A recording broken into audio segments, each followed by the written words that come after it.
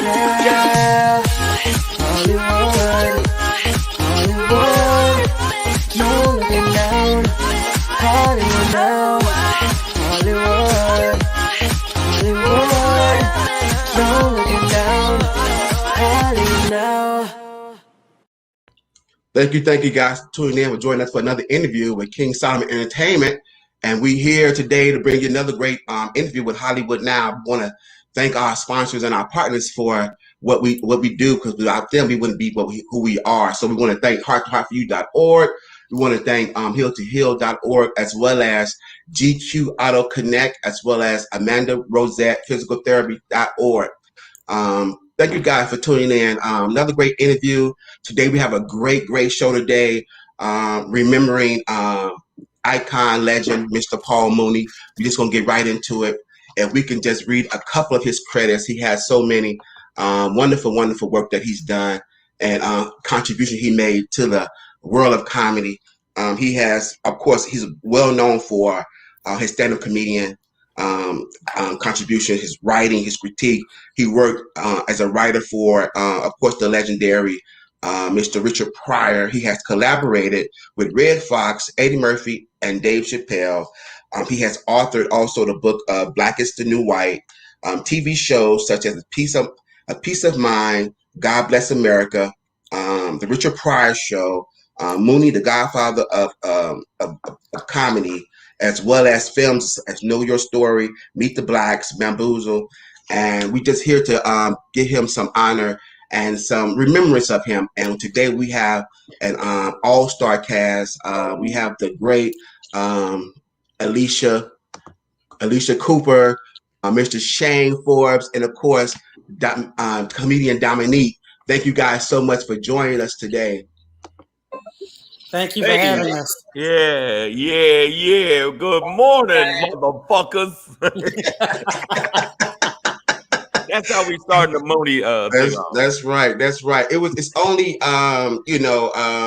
just right to honor someone who has made such a great contribution in the world of comedy. All you guys do stand-up comedy. I know his impact probably won't be able to be felt for even years to come. But a lot of people, one thing that I did know, they appreciate who he was. They appreciated who he was and what he contributed to the field of stand-up comedy and to the comedy world. What are some of you guys' thoughts about his contribution to the comedy world? Who gonna go first? You can go ahead, Shang. Well, I used to open for him. We used to do the Conscious Comedy Tour with me, myself, the D Militant, the Mooney Twins, and Mr. Dick Gregory. So I knew him, and I just did his memorial at the Laugh Factory, and I'm gonna tell you, he gave zero fucks. And I mean, and in fact, I remember my pops wanted me to smack him because he used to call me yellow nigga all the time. I like the angry yellow nigga. He's always angry. Let me tell you, this nigga is angrier than me, and I know angry. I'm telling you. And he would, but I like the fact that he was fearless. He was fearless. And he was fearless off stage too. He said some buck wild shit to like celebrities. I've been around him and other celebrities, and he would say buck wild. Like I was sitting there going, "Did you just say that shit to him?" He's like, "Nigga, I'm Mr. Paul Mooney. I'll say what the fuck I want." And so I mean that's why I think that a lot of comics don't realize how many people he inspired. Yeah, absolutely. Yeah. And my thing is that his voice was just so unique. Yes. The way his brain thought was just, he was a genius, yes. And even he would say he doesn't even know where these ideas come from or how he says the things. And he says he does not care. He will talk about a celebrity with a child in the audience. He does not care. Yeah. So, it was just amazing to watch him. And like Shang, I actually had the blessing of opening for him and Dick Gregory. And the main benefit was after you got off stage, you can go sit in the audience and just go to school. Because that's what it was. You were in school when they were on stage. And I mean, some of his funniest stuff. I came to LA and I think it was maybe like 1995. And I went to the Comedy Store late at night. It was like maybe 1 a.m. And I just walked in. I don't even remember paying. And Paul was sitting down at 1 a.m. just kill it. And I mean, it was some of the funniest, most edgy stuff I had heard. And white people was in the audience. They just kept walking out. And every time they walked out, he'd comment.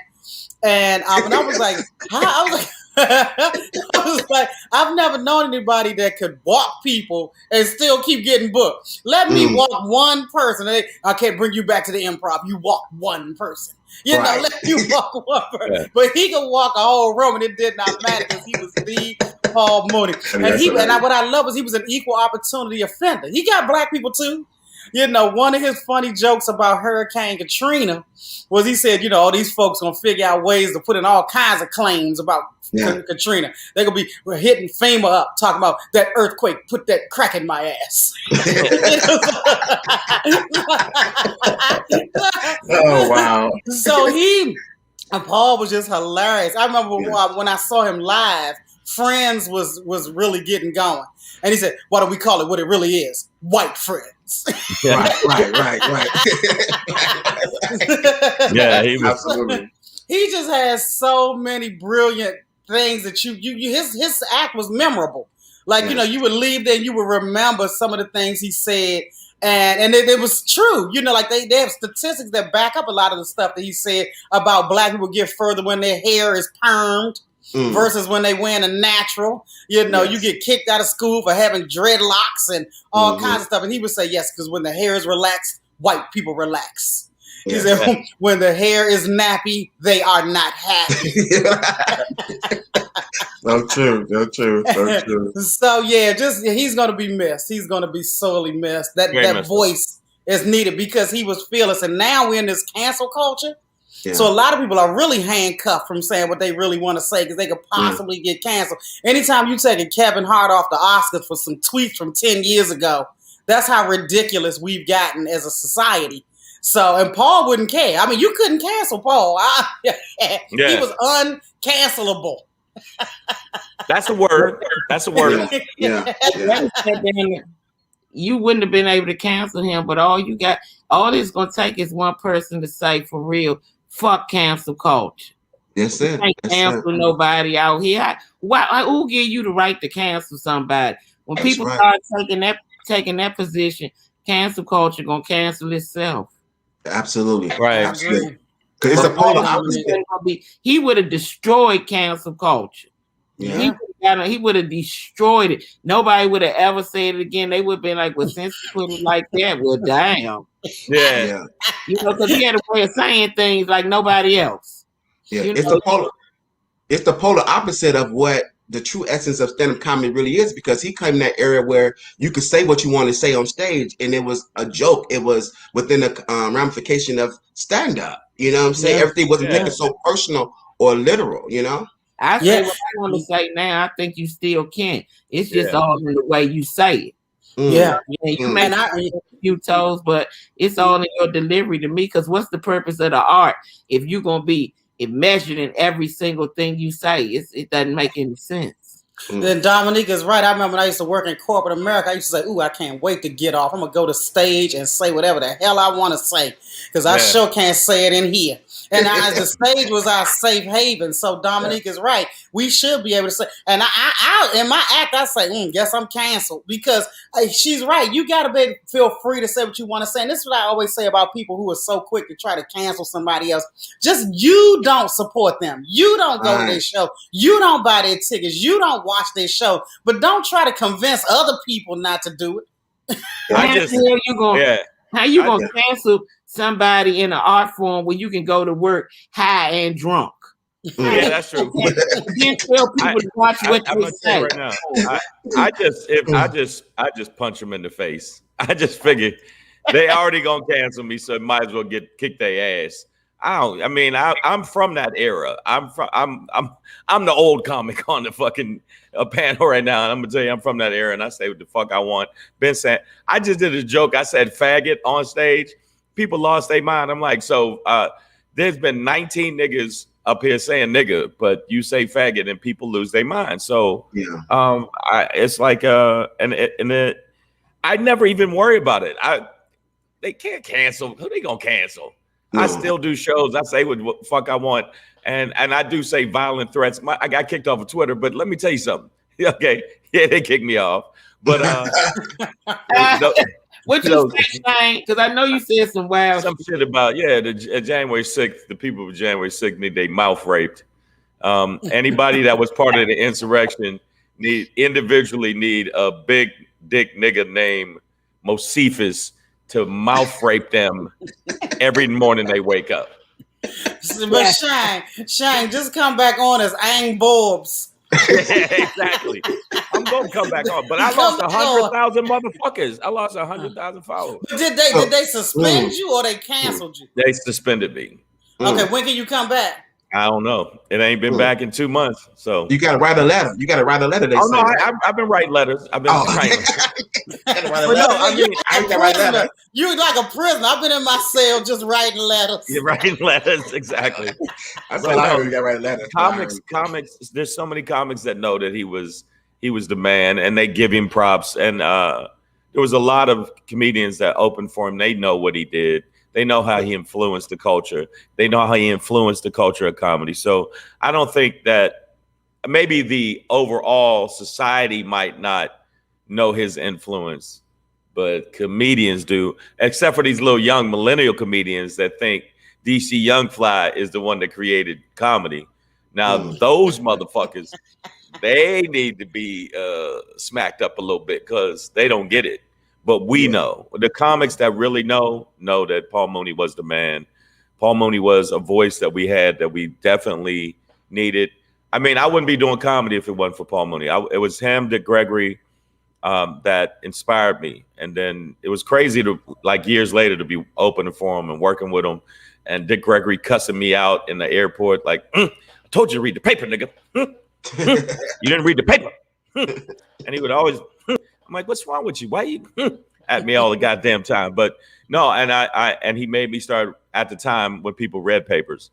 I read the newspaper, so I made sure my jokes were more accurate because I was just throwing some unfounded shit, just like, yeah, and white people been eating black babies for years, and nigga don't say that. Nigga, don't say that. Nigga, that's not true. So in that regard, was he misunderstood? Because he even quoted himself saying he can't be racist, because if you understand the denotation of what racism is, there's no way he could be racist. What was the controversy in its essence of the misunderstanding of Paul Mooney? Because you would think he just talked about race jokes, but he talked about life and the real stuff, you know what I'm saying, which transcend even race. So why? He was right.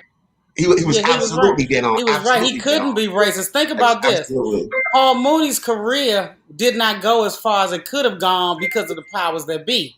Right. So obviously he was more of a victim of racism than a racist because he didn't have the power. If he had the power, he'd have put himself on his own network and been able to say everything he really wanted to say. But he was stifled because he was so in your face. And a lot of people don't want to be told about themselves. Yeah, so let's talk about that as well because they don't want to hear the truth. People don't want to hear the truth. You didn't hear the truth, and he told you the truth. He had no chaser with it.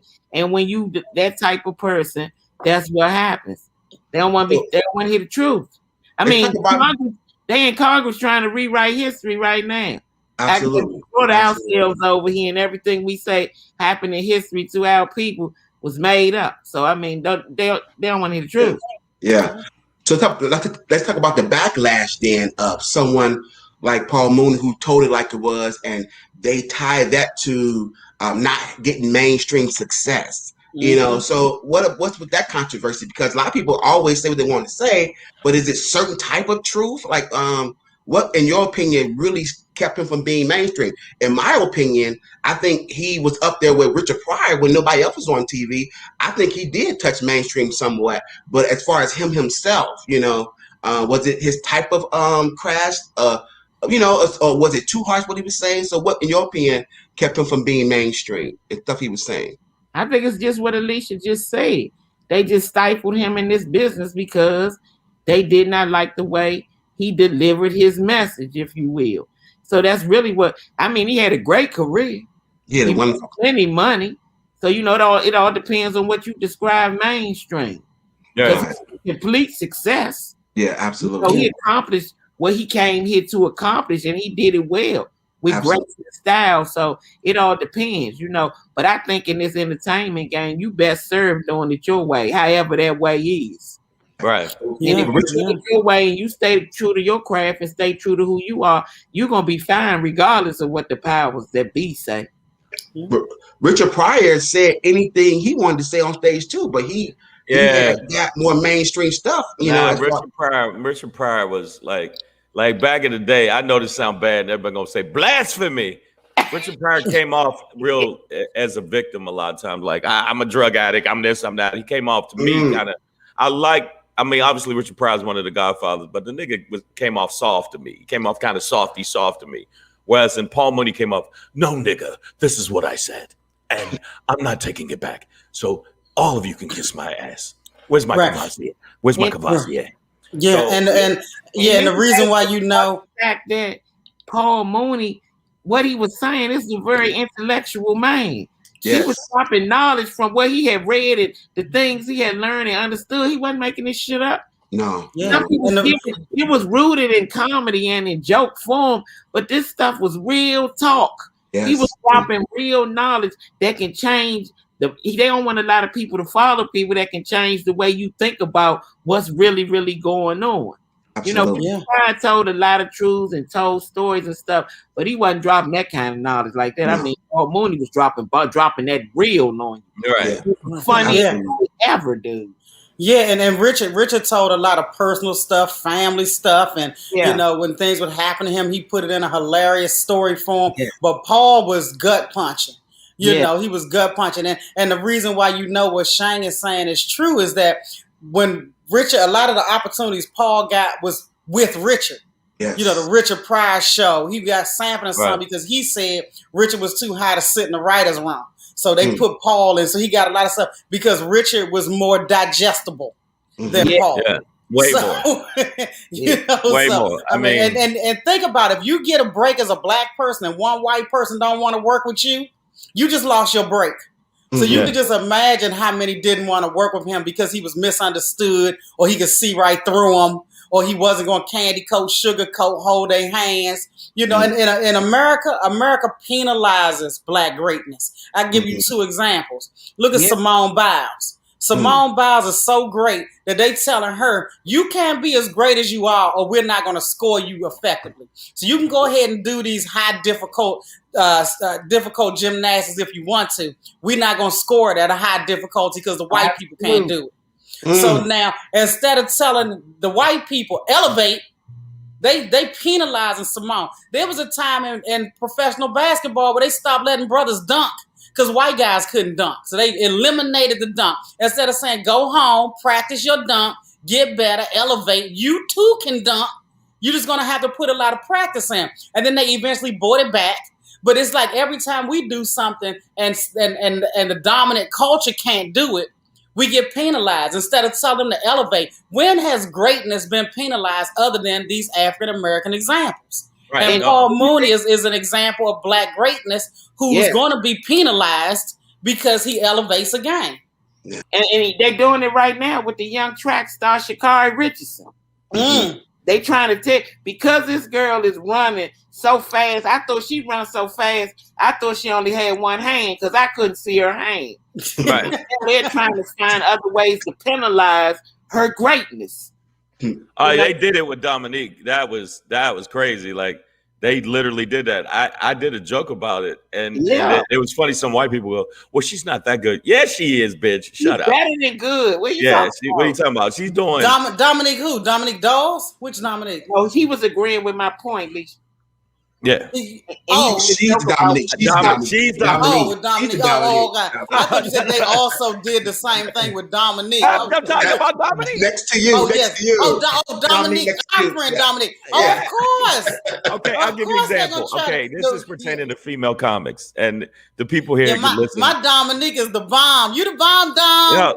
Okay, Dominique, Alycia, there are black female comics that are just as strong as some of these black male comics, white comics, and everything else that don't get the same shot. And that's just a fact. Look at all of the icons of comedy that they pushed up there. Other than, I think, Wanda Sykes that they kind of pushed up there. And a lot of sisters that they pushed to the top.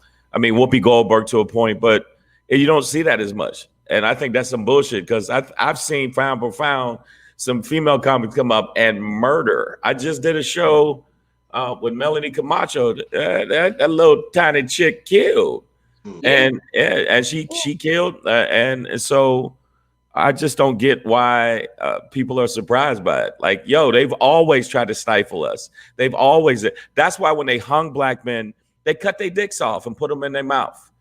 They were like, okay, you already hung the nigga. Why are you cutting his dick off? Because you know we sling dick better. It's the truth. Look at the porn star. Look at the porn stars. It's usually some brother named Third Leg. Oh. but Shang, after they cut it off, they put it on their mantle. I'm like, who want another man's dick on their mantle? This is the sickness that's been going on. And not enough people talk about it. Yes. Yeah. Most conversations is about stuff that's really irrelevant, and people don't want to hear the truth, explained with such intelligence because they can't deny it. They don't want to face it. And I think to live with the truth every day is like put a downer on life. Because people like to live in the optimism of, well, we just got to keep going regardless. That's their cope mechanism. But it's not going to make it go away. You have to deal with reality and what's really going on. Or take drugs. Yeah. There you go. Yeah. You can take drugs. That takes you out of reality. But I also want to say one more thing. We were talking about Mr. Mooney and, how there's going to be some backlash and stuff. And when you talk about titans of industry, which is what he did, he talked about titans of industry. The second person that we have that's still alive that does that is Monique. Monique takes on titans of industry, don't she, y'all? I mean, feelings. Like, I watched some of the stuff him and Monique has said on stage, and I'm like, y'all feelings. I look at it like this: what I'm gonna say when I leave the industry. Yeah, no. And they saying it now. But those type of people are necessary, though. Yes. They're very necessary. You have got to have a group of people who are not unwilling to speak their mind to a fault sometimes. You just have to have that. But I'm a firm believer, if no matter what, if you're good at what you do, you're going to have success and you'll be just fine. Yeah. You know what I mean? It'll be other people that'll love and respect what you do, and doors will open up that people that are trying to stifle you won't even understand how these doors open up for you. Just like Alycia just said, Richard Pryor was too high to go, and Paul Mooney was the guy in the writer's room. Right. He wasn't high for that job, but Richard Pryor was too high, and they put him in there. And once he got in there, they knew. I know they were just thrilled with his brilliance. Right. And Chappelle, the same thing. Chappelle had Mooney. He put money on to the show. And some of the edgiest stuff that he wrote didn't get on the show because even Comedy Central was like, "Ooh, that's a little bit too much of a mirror to the reflection of white evil." Yeah, white people. No. I'm saying. I mean, if the insurrection didn't show you something, white people's hypocrisy is at an all-time high. They love to actually act like they didn't do the shit they did, and right now they're trying to rewrite the shit with the past, and they're trying to rewrite the shit with the current present. With the January 6th acting like the shit didn't happen. Like, no, they were on a stroll. It wasn't. Come on, man. It was a tourist visit. It was a tourist visit. Sometimes you got to stab a motherfucker with a Trump flag. It happens. It happens. I'm sorry. It happens. Yeah, the weapons you saw them with, they got them from the gift shop on their tourist visit. But even today, rape Nancy Pelosi, so what? But even right now, they don't want the real history taught. Like Nicole Hannah-Jones with the 1619 Project. Yeah. She should be tenured at the University of North Carolina, where she got her master's. And one guy who had $25 million because his grandfather started a newspaper. So he's the kid of the rich. The building is named after him because he donated $25 million. He's holding her back from getting tenure because he says that journalism should be neutral. We shouldn't know your affiliations. all the while he was donating to Trump's campaign, Trump conservatives. So I'm like, okay, so you can be unbiased, but Nicole Hannah-Jones, first of all, life is biased. Everybody comes into every job with their own biases. So you're just using a straw man argument to keep this woman from getting her tenure. And we see what it is, all because he doesn't agree with what true history. American history. Hold up. Let's just be real. Dom, I'm just saying to everybody, Paul Mooney's right, but he didn't say it that way. Okay, white folks are a little yogurty ass bitches. They yogurty as shit. They soft yogurty. They talk about snowflakes. They snowflakes. Why can't you just race me equally? If we are in a race, why is it that the one gymnast is so good that you're like, she's too good. Tie a dead dog to her leg. See if she can do a flip in. I mean, it's like they always try to hinder us. When it comes to comedy, no bullshit.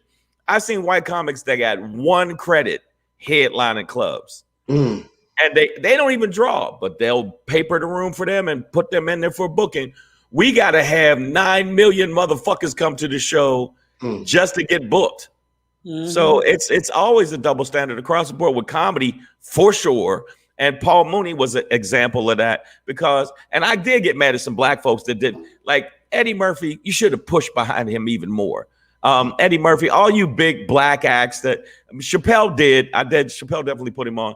But there's a point where you're so big, you can go, I'm going to put you on, and that's it. I wish Eddie would have stepped up, but maybe Eddie just not in the same vein. I don't know, but I wish he would have. I ain't trying to diss Eddie because Eddie's on my Mount Rushmore, but he could have vouched for Paul more. Well, but you're right, yeah. No, when I hear everyone talk about Paul Mooney, I hear them talk about the nuggets that he was giving them about be true to yourself, and like Don was saying, find out what that true is and how to incorporate. How to be real and how to make sense of it, but still be successful at doing it. I think that you can still have all these same challenges as everybody else, but find your way and that speaks, when you're doing business for yourself, that you might not do it the same way as Paul Mooney, but you can be just as effective as Paul Mooney in getting results that you need to get. But you don't even see a lot of it. A lot of people claim that they're doing that, but like you said, people get big and they're not doing that. Paul Mooney always reached back and always, even when he was staffing for Richard Pryor, he said he always gave opportunity to other comics. Everything they did, he was always staffing. He was the one that was doing the hiring on these shows and giving opportunity to new comics, to different comics. You don't see a lot of happen. David Chappelle is very few. So, but I think everybody got their way of how they giving back, but people are watching, and then when they don't see it, they call you out on it because we don't see it, and people get upset about that. Yeah, and it's when I first met Paul and I walked up to him, it took me a while to get the nerve to even walk up to him. And I said, "How you doing, Mr. Mooney?" I told him my name. I said, "I'm a brand new comedian. What advice you have for a new comedian?" He said, "What do you do for a living?" I said, "I'm a talk show producer." Talk about that. Right. That's true, though. That's true. So he does say just talk about your authentic stuff. And the truth about that is when you're talking about your life, nobody's going to say you stole this material. Right, how I'm going to steal the material, talk about my life as a talk show producer, So and he was right. He was dead on. But what Shang was saying about the white comics, I've had clubs that would not headline me, but will book my white feature, and let them headline.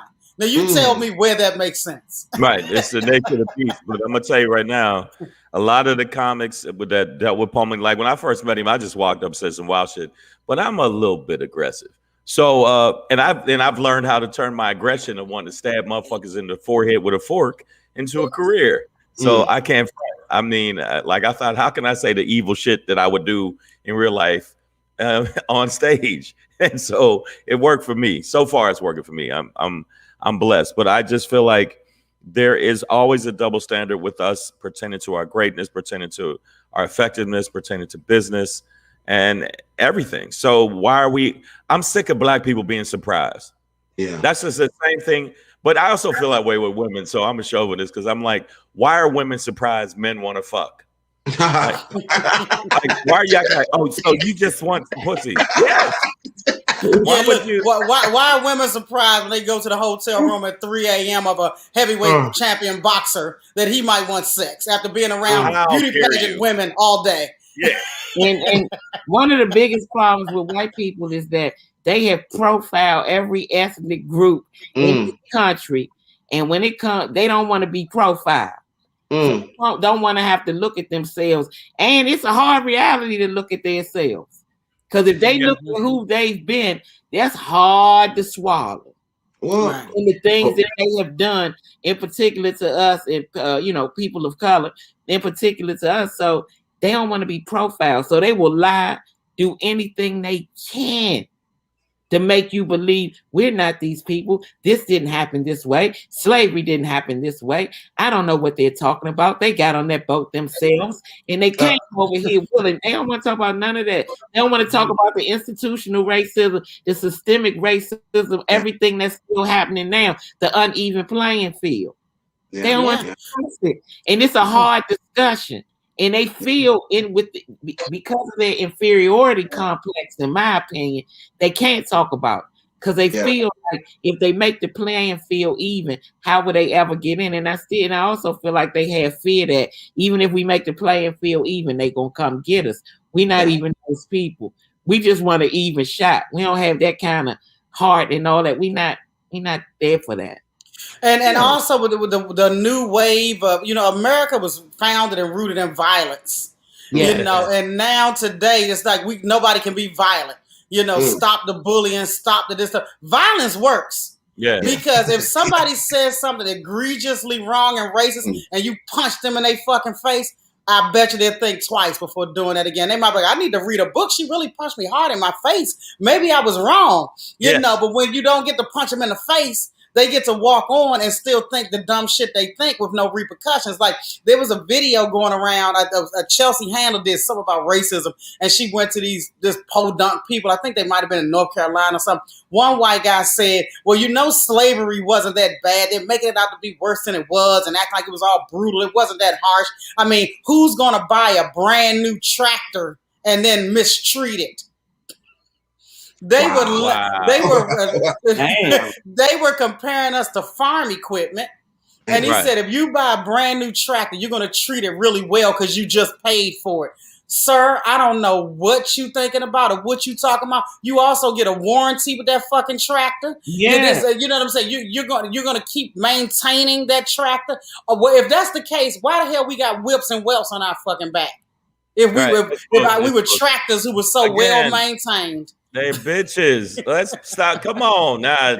King, I read this quote that said every articulation that white people do about African Americans, they're talking about themselves. That's who they are. That's who they are.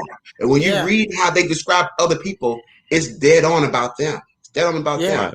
But somebody said, had a good quote. They said they call us savages so they can justify treating us savagely. Right. Yeah. And like they treat us animalistic, and then they surprise we act like animals. Absolutely. And like Toni Morrison say, you have to see who you are without it. And that's a scary thing for them. That's all they have is racism. Who are you without it? They're nothing without it. And they know that. Damn, this show then took a turn. This is a show. Mooney. This is Paul Mooney. This is everything Mooney would have said had he been here today. I know. This is the Mooney show. I mean, you think about just the other night on Marv Albert said when he was commentating the Milwaukee Bucks and Brooklyn Nets game, he said that Kevin Durant and Giannis Antetokounmpo were valuable property. He called them guys valuable property. And his comment, and nobody said anything in his commentary. They're valuable property. He down with OPP. Now, wow. This is the thing that's crazy. Why does Marv Albert even have a job though? Right. He admittedly bit a woman almost to death. The lady, I saw her on the stand, said, I told his ass to stop biting me. And he kept biting me like I was them. They suspended him. Now he back with that little dry toupee. Added again, saying flippy stuff. Valuable property. These two grown men are valuable property. Why does he still have a job? Remember Jimmy the Greek? They fired Jimmy the Greek right away when he said black athletes got high thighs and high butts, and that's why they run faster because they was bred in slavery. They fired Jimmy the Greek drunk ass right away. So was Marv Albert know where the bones are buried or something? It's just like Jeffrey Toobin. How CNN gonna bring him back? He jerking off on the work zone. First of all, if I'm a woman on that work zone, I don't want Jeffrey Toobin back. I'm still having flashbacks. I got PTSD on Jeffrey Toobin jerking off. Yeah. Who would ever bring him back? All journalism has is their credibility. I don't want to see Jeffrey Toobin while I'm trying to eat a muffin at noon because all I'm going to think about is him jerking off, and I will definitely never shake his hand. Yeah. So it's like, but think about the stuff. If that's the case, bring back, what's to do? Mark Lamont Hill. Y'all took him off CNN. Bring him back since we bringing people back. Mark ain't jerk off. Yeah, but why are y'all surprised? These are the same people. I don't go to picnics because picnics were pick a nigga. Yeah, it was pick a nigga. I don't go to picnic. Well, we call it barbecues. We go to that's what we go to. We don't call it picnics. That's what it was. And they would pick a nigga to hang, and then they would have food and kids, and they would laugh. That's why it kills me with white folks. Like when black folks are surprised of the level of evil. Like, I cannot believe they did that. What you mean you can't believe they did that? And the fact that Paul Mooney would absolutely positively hold a mirror up to their face, because I've seen him do it at Caroline's, and they would get upset and leave. And he would say, well, we'll tiptoe your ass the fuck back to white land because you motherfuckers are so sensitive, but you're not sensitive to our feelings. And so I just feel like the bottom line is, you know, the legacy he left, Paul Mooney left, some of us gonna carry it on and some comics ain't. And I used to be, it was funny, somebody used to, and this is not me, because I ain't even in the same ballpark of that motherfucker. They used to be like, man, as angry as you are, Shangri, you gonna be the light-skinned Paul Mooney. I'm like, nah, I ain't gonna do that. And you know what I'm saying? I ain't gonna ever be at his level, but I would like to be up there, because I think any black comic that's as anything political, they put you in the same realm, or socio-political. And a bulk of my set was that. I think that's the only reason I got on shows with those guys, was the bulk of my jokes at the time. But then I saw Chris Tucker do a bunch of cockroach jokes, and I saw, you know, Bernie Mac doing your big leg motherfucker jokes and getting the bag. And I said, you know what? I'm gonna do some pussy jokes and get me a fucking bag. Some of these niggas, that's what they write, and that's the truth. Some of these comics, that's what they write, and all of a sudden the black audience embraces the fuck out of them. So I blame us for, like, the reason Paul wasn't big as some of these younger comics or some of the comics is because we like lowest common denominator material, and that's what fucking sells. So you better write some pussy jokes or dick jokes or some silly shit, because if you try to do all political like Paul did, you'll be treated like Paul. And that's why I know I'm not at the level of Paul, because I am not above doing a pussy joke. Yeah, definitely got to be diverse. Definitely got to diversify your set and be well-rounded. It's just good to work all the muscles of comedic and stand-up comedic, you know, the craft. So that's good as well. But he was a great entertainer, a great individual. He always had a wonderful message. We want to end. And what do you think, in your own words, the three of you, his message was? And was it received? You think it was well received, or it's still being received? What was his message to all of you? I think his message was, black people, love yourselves and understand, see behind the curtain like the Wiz. There's a whole lot of shit going on behind this fucking curtain. Don't take stuff at face value. Dig deeply in it. Research it for yourself. Learn your own history, because nobody's going to teach you the truth but you. And just, you know, and be fearless. Be fearless. Say what you want to say. Do what you want to do, because we black anyway. So, you know what I'm saying? So, you know, so I just think part of his message was just understand nobody's better than you. Nobody's superior to you. And if you know your history, you'll understand that. Yes. Yeah.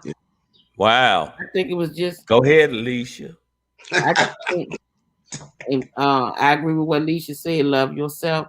And I think he did it as a way to unify us and to help us to understand. If you understand the things he's talking about, and we can unify, we're very, very powerful, and we can make some headway as a unit.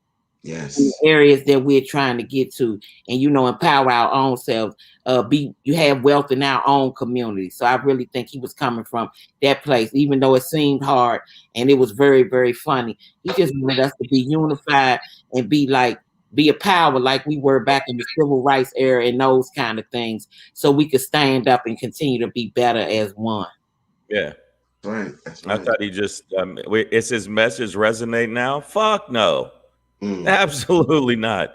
The bottom line, I mean, he gave it a shot, but no, the black people stand up and love yourself completely. No, I don't see that. I see more division. No, I don't see it. I see more division between black men and black women because of, I mean, look at Kevin Samuels is very popular right now. My God. And no, but he is very popular. He is. I mean, can't front. He's very popular, but there is a big division with us as a fan. Don't see us standing up for our rights as much because they throw us a little fucking holiday and we want to celebrate that. And they say, hey, well, Juneteenth, you no longer, you're free, niggas. And we go, yay. And not all of us, but a lot of us. So I feel like we need that thought process of Paul Mooney, like stand up, motherfucker. You's a king. Stand up. You the shit. We do need that, but I don't see it as much because I see it with comics. I see it with singers. Look at the hip hop generation now. Horrible. They're horrible. They're not pushing it back because I'm older than y'all. Listen, you young motherfuckers. All you, when you get my age, I can say this. These dudes, they don't have no message. Ain't nobody coming out. None. If you look at it, there was KRS-One. There was Public Enemy. Yeah. Poor Righteous Teachers. I mean, I can go on and on. You know what I'm saying? Dead Prayers, where there was rappers that talked to the, that made songs, self-destruction. They made songs to say, hey. Wait, right. What about that? Where are they at now? Where are these motherfuckers at now? I don't see none. It's all about popping bottles, getting bitches, and it ain't nothing with substance. So if you see that, and R&B cats, same shit. It's about knocking the boots, getting some pussy, getting some pussy. It's not about, it's not up that. There ain't no Marvin Gaye songs coming out now. No. And there's no excuse for it because you can release it on your own. You don't even need a label. There's no excuse for it. There's no more labels. You can release it on your own. But but everything has gotten worse. Everything, comedy's gotten worse because all you need is followers. Everything has gotten worse. So you're spot on, Shang. You're spot on with that. And I'm not trying to be, a downer, but I try to, like, people, I tell my son that all the time. I say, yo, man, you gotta keep your head straight and move forward. But I'm telling you right now, the shit looks worse. And white people are so scared of their extinction because by 2050, they ain't gonna be the majority. No, by 2024, they might not be the majority if you look at black and brown people. The bottom line is they're scared. They're little frightened little bitches because they know. And I'm all Kim Jones. I'm not looking for equality. I'm looking for revenge. Flat out. Flat out. Don't let me get in a position of power. I'm gonna be tying little white babies together like nunchucks and beating motherfuckers with them.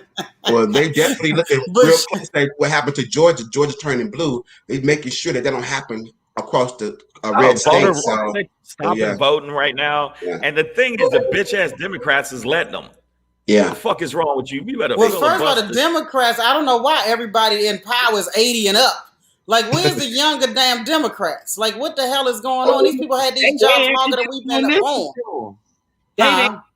AOC and all them, they just won't listen to them. Yeah. They think that the way they want to go about things is wrong, and we got to do it this way. And they let Joe Manchin, two-faced it, double agent ass run everything. Yeah, one motherfucker gonna say, well, let's just keep working on them. They just smacked you. They just put their hand in their pants, in their ass. Then they took their hand out and smacked you in the face, and you still trying to work with them. They just Joe Manchin is a dino. I can't stand his ass. But Shang, when you said we're not unified, I feel just a tad bit differently about that. I feel like ever since George Floyd got asphyxiated on camera, I really feel like we've been more unified than ever before. Do we have a long way to go? Yes. But I even look out in the audiences of my show, and for the first time, I see chocolate men on dates with chocolate women in the comedy club. Like I haven't seen that, not in LA. You know, so I'm not like, in LA. That's in LA. You can't. Yeah, not in LA. I'm like, oh, okay, chocolate sisters getting out. So I really feel like, you know, the George Floyd murder has made Black people start looking within and saying, you know what, we really need to unify. We've been out here acting like everybody better than us with each other. And I feel a little different. I feel like something happened after George Floyd. I think the whole world's consciousness changed. Yeah. And we have to start having some meetings off of social media too. We got old school. And I'm a firm believer until because to me, the powers that be don't understand anything but blood and money. That's how I feel. Yeah, so violence, Dominic, violence. Yeah, violence. That's why I told you. Violence and money. So if you're not going to be violent, which I'm not telling anybody to be violent, you've got to be able to control your dollar. We don't even know how to control our dollar. So we should have been stopped buying. Only thing we should be buying right now are necessities, groceries. Yeah. We should be wearing and get a pair of shoes when we need it. You know, walk a hole into it, like had two pair. Your nice pair and the pair you walk around in all day, like when we was growing up. If you hold that money back, you may be getting to see some form of progress if we stop dropping that $1 trillion a year into this economy. You can't say somebody is oppressing you and doing you all this harm, but in the same breath, you give that same people $1 trillion every single year. It don't add up. Right. And that's why I said Black folks, you say Alycia saying we're not more unified. This motherfucker's still bigging up Gucci. And Gucci flat out, they still bigging up Gucci. There's still rappers named Gucci that promote Gucci's brand and make the money. Do you know that Jay-Z did some gangster shit? He dissed Cristal in a rap, in a song. I don't fuck with Cristal because Cristal fucking racist. He said that in a song. And their stock, because niggas said, wait a minute, Jay-Z said that Cristal is racist. Their stock dropped 60% the next week. P. Diddy came out with Ciroc. And Ciroc was the number one selling vodka at that time. And I don't drink, but I'm saying, do you understand if we stop buying Nike tomorrow, their stock would drop, you ready? 47%. These aren't my opinion. These are the facts. So if we did that, but the reason I'm saying, tell a motherfucker not to do that. I've done that. I've done that. And you know, I've done that all the time. And it is a problem with us. Why is there not a Black professionally owned comedy club chain? You couldn't see the Wayans Comedy Club. They couldn't have did comedy clubs. But we got to go to the Improv. And Steve Harvey had a comedy club before he became famous. So he should at least have one now. At least one. So, but you're right. But Gucci, the dumb girl, the hairdresser down there in Atlanta that's on the T.I. and Tiny show, she actually got on her Instagram crying, talking about they looting a Gucci store. I'm like, this what you crying about? You don't own nothing, Gucci. No, you don't have. Anytime somebody spends their money in Gucci, you get nothing.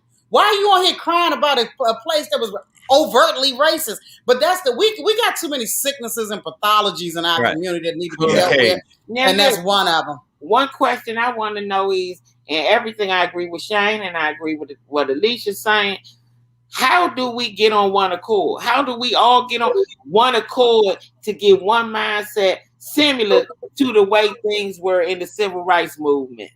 Because when they got on one accord as it pertained to the bus boycott, that was in Montgomery, Alabama. Am I correct? You're correct. In Montgomery, Alabama, they shut the bus system down. And the next thing you knew, them people was calling saying, get Dr. King on the phone. They could sit anywhere they want to sit on the bus.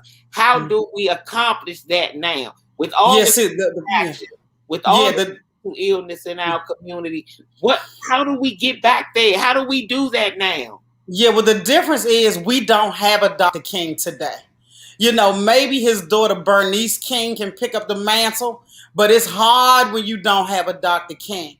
You know, and then one thing white people knew was when we execute their leaders, the next leader is more frightened to step up. Yeah. You know, so it's like, because they taught you lead and we will blow your asses away.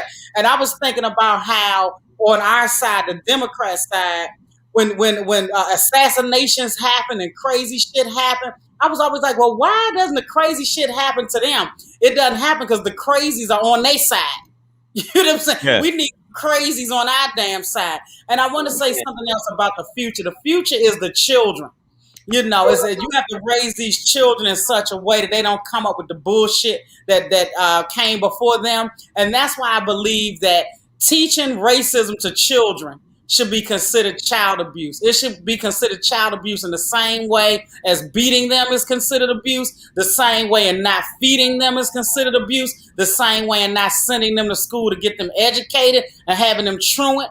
Parents can get in trouble for truancy. They should also be able to get in trouble. If your child says, my mother or father is teaching me racism, I'm learning it from them, that should be a penalty for that. You are teaching child abuse to children, and that is abuse. But nobody talks about that. We need to get that on the books as abuse, just like they just finally made it a federal crime to be a white boy domestic terrorist.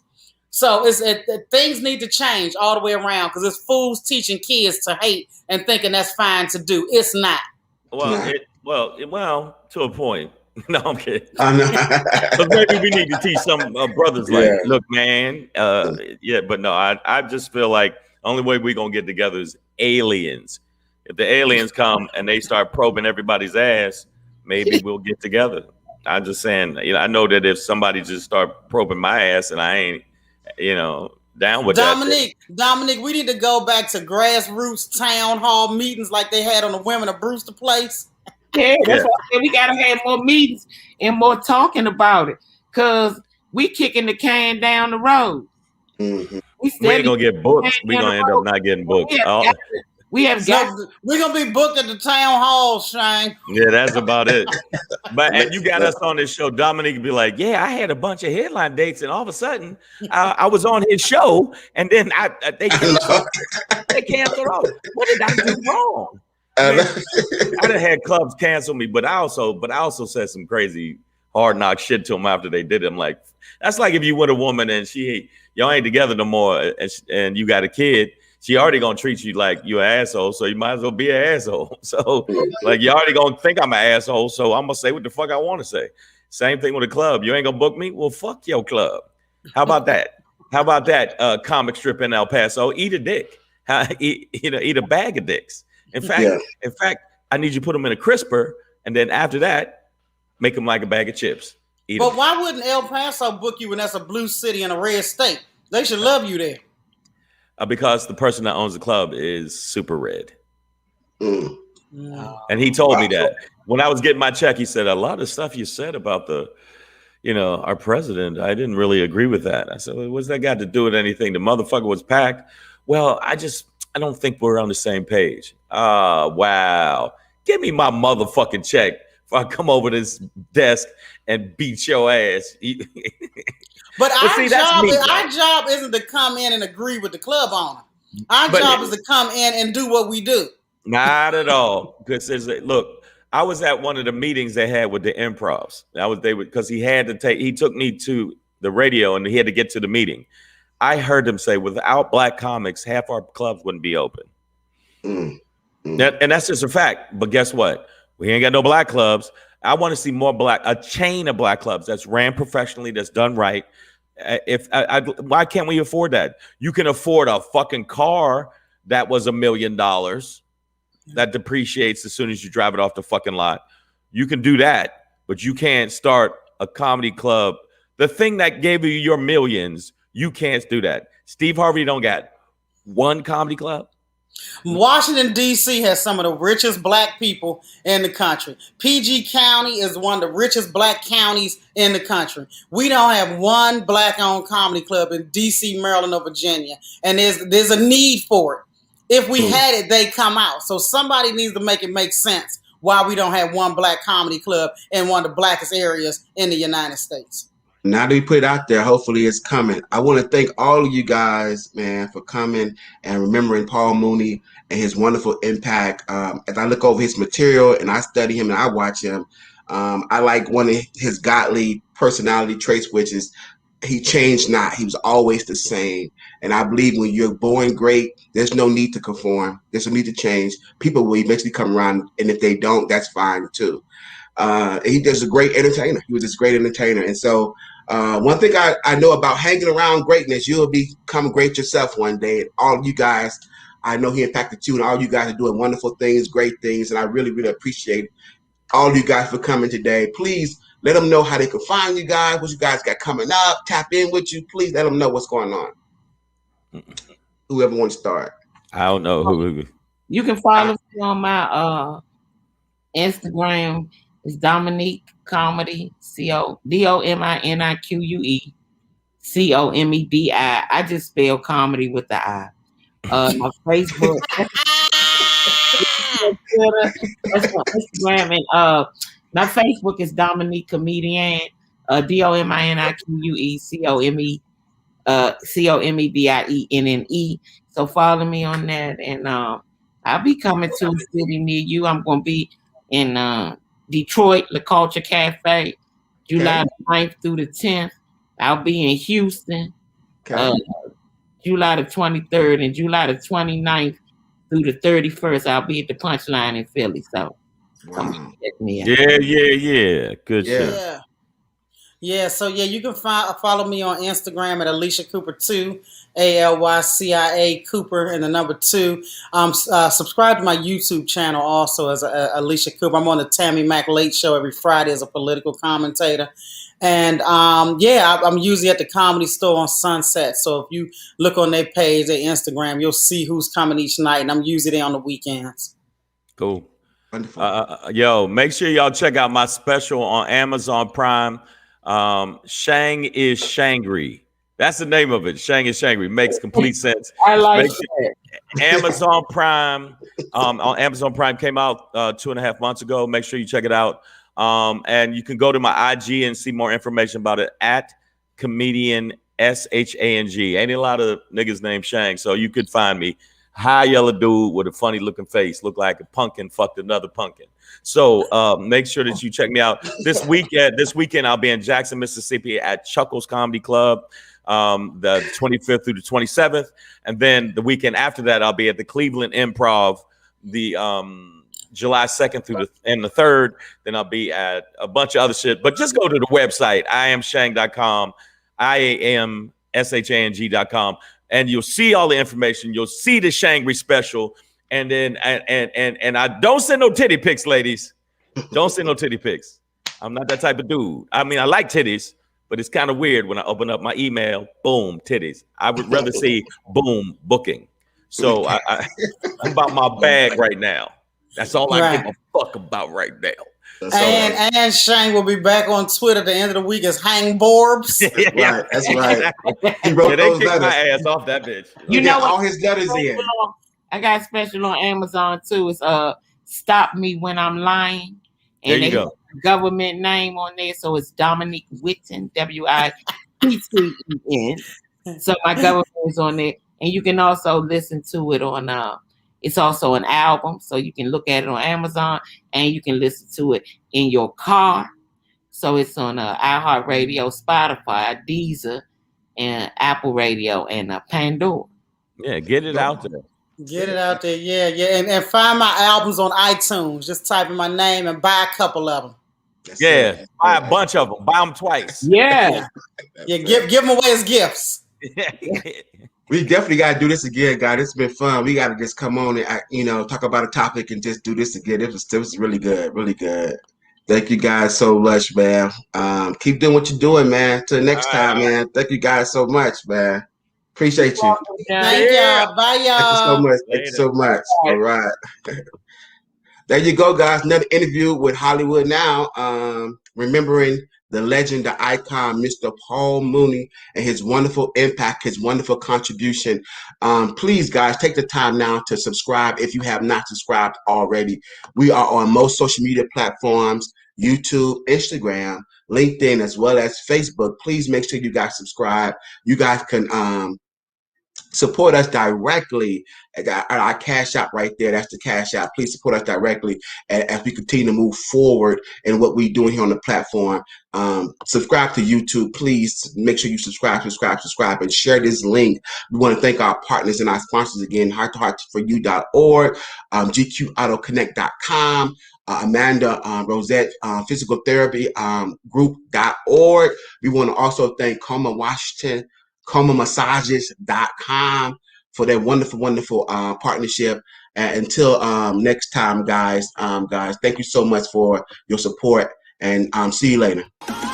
Yeah,